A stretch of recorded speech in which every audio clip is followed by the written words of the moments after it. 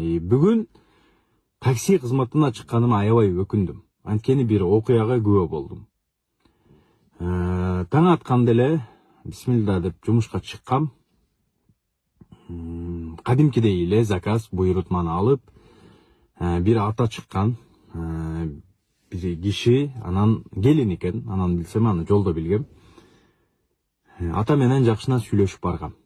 Ата менен бир жакшынакай сүйлөштүм. Сен ким болуп иштейсиң деди. Мен таксиден сырткары журналист болуп иштейм дедим. Долбоорубузду көргөздүм. Ал киши айтты, дагы да мындай кылсаңар элдерге көбүрөөк пайдасы тиет. Мындай темаларды көтөргүлө. Ушундай көйгөйлөр менен жүргөн жарандар аябай толтура деди. Аябай жакшы кеп кеңештерин айтып барды. Бирок окуянын аягында менин кейиткен бир окуя болду. Атаны жеткерген жерибиз карылар үйү болду.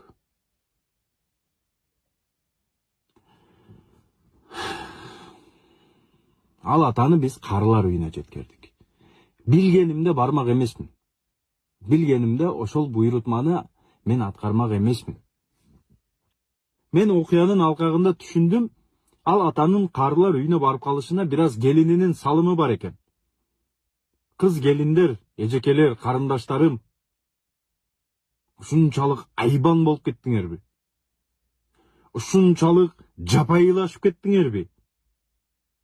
30-40 жыл өмүрүн арнаган, сен сүйөм, сен жаным деп аткан кишини, сени жаның болушуна, сени сүйгөнүң болушуна себепкер болгон адамдарга жакшылыгың ушулбу?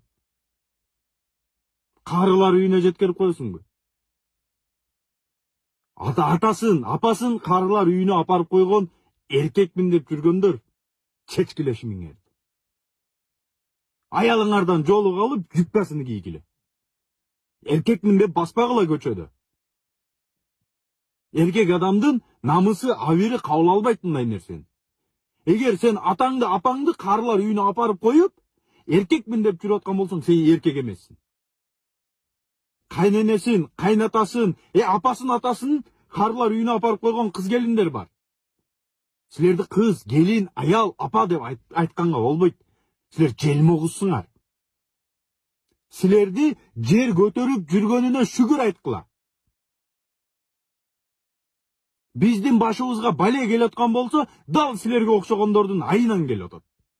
Ошол биздин арабыздан береке кетип аткан болсо, дал силерге окшогон айбандардын айынан береке кетип атат. Өлүп ал, антип жашаба. Ата-энеңди карылар үйүнө апарып койгондон көрө өлүп кал. Ошондой бул жашоону кеч. Сага жалка бул жашоо.